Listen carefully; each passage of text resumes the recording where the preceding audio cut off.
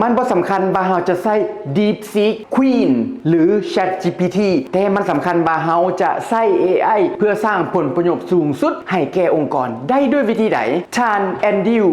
ผู้ก่อตั้ง Coursera ซึ่งว่าเป็นแพลตฟอร์มการเรียนรู้ต่างๆที่ทันสมัยเพิ่นยังเป็นศาสตราจารย์สอนคอมพิวเตอร์ไซแอนซ์อยู่มหาวิทยาลัยสแตนฟอร์ดเพิ่นได้ว่าอยากจะเอา AI เข้าในการประดิษฐ์ต้องมี3ภาคส่วนใหญ่ๆหลักๆอันที่1ก็คือใช้ AI ในการสร้างโปรโตไทป์หมายความว่าให้ AI เขียนโคดดิ้งสร้างสินค้าจำลองขึ้นมาซึ่งว่าเป็นสินค้าตัวแบบแล้วเอาสินค้าตัวแบบนั้นไป